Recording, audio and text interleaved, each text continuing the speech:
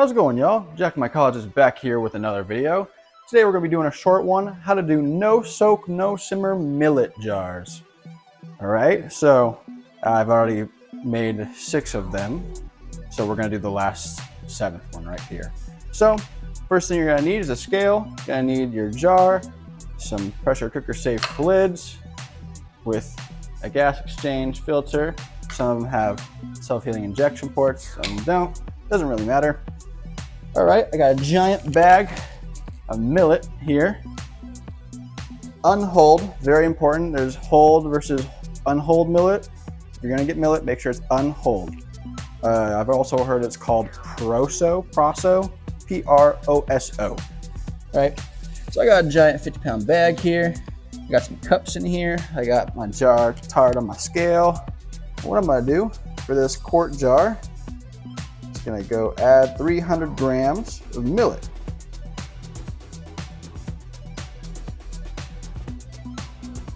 You hear that bubbling in the background? That would be the pressure cooker. All right, 301, close enough. All right, so there's step 1. Let me set this bag of millet to the side here. Next, what you're gonna do to figure out your water weight, so in that case, we're gonna go milliliters, right? I'm gonna tar that. Tar, I don't know. Someone tell me how to pronounce that in the comments. Either way, so you're gonna get your millet weight. I'll grab a piece of paper and you'll divide it by 2.3. Okay, pretty simple math there. All right, so we got 300 grams millet divided by 2.3 equals 130 grams, or 130 milliliters. You see that quick little math right there.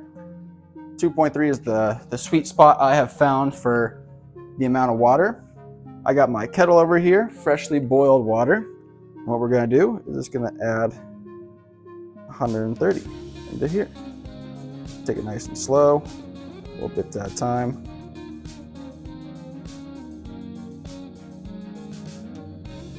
132, that's fine.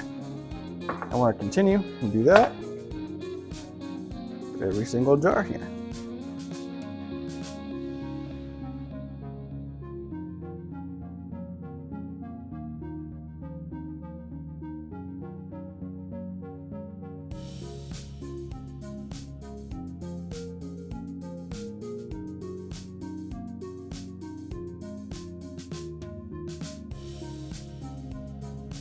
All right, so now we've got all these jars of millet water mixed together. You gotta put your lid on every single one of them. Get all nice and tight.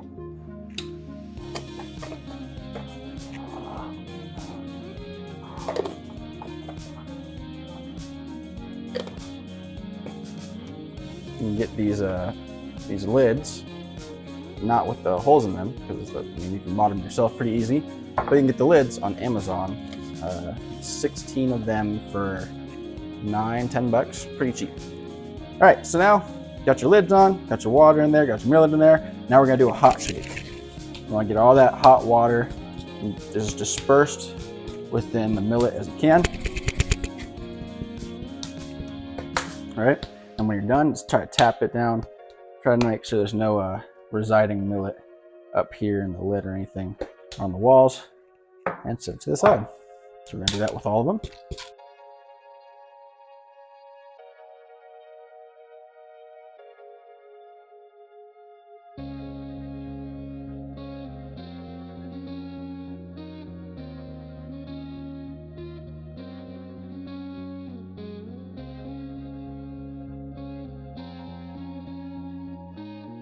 All right, your millet should be looking like this.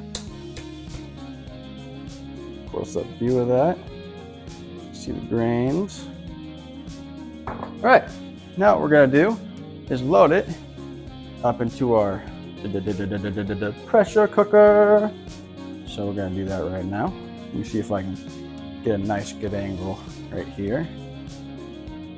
Bam, bam. Thank you, ma'am.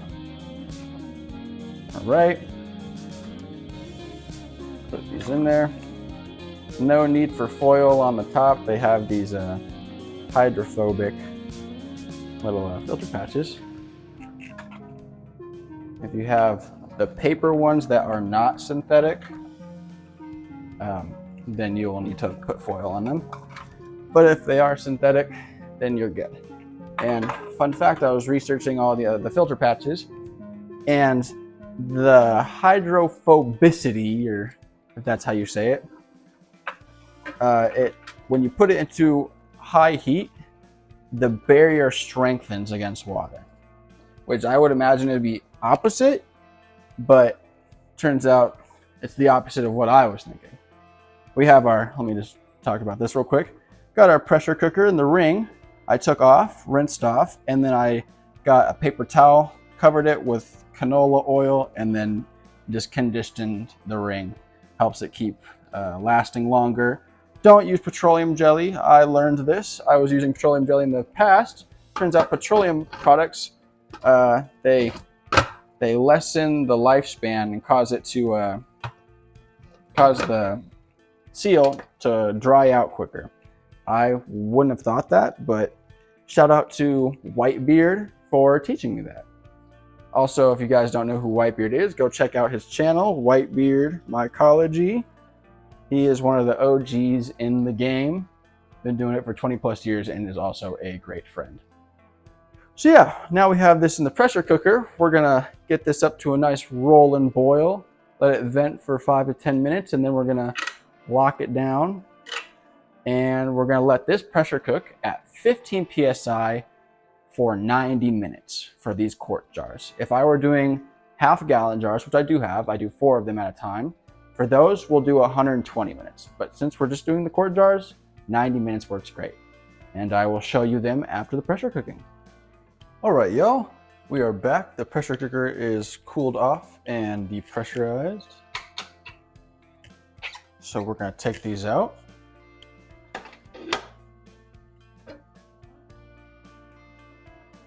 Set that over to the side here. All right, I'm gonna grab a little towel here.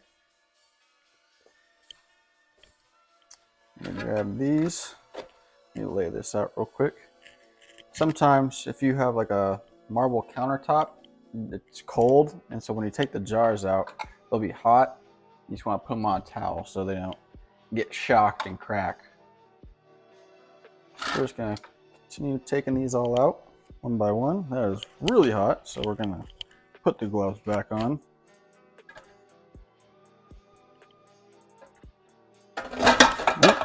Careful, obviously. All right. Okay, so now we have these all here. I'm gonna grab another little towel here and dry off the tops.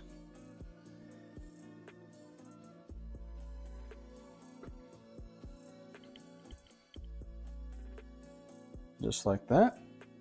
All right, and now we're gonna do a second hot shake. So we did one before the pressure cooker to get the water dispersed throughout the millet. Now that it's all cooked, we're gonna do one more just to get it all loosened up.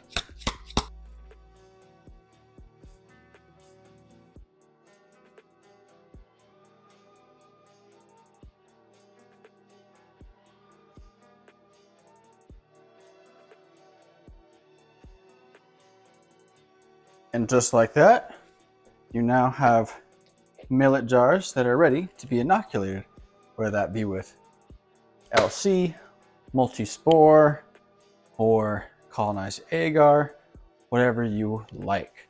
Obviously, before you put anything into these, you want to make sure they're cooled down to room temp, because right now they are quite hot. So yeah, just let them cool down and then inoculate them and you're good to go. Thanks for tuning in today, guys. Hope you enjoyed that video, nice and simple, of how to do no soak, no simmer millet. By the way, go make sure to check out Whitebeard's channel like I mentioned before, and stay tuned for the next video. Peace.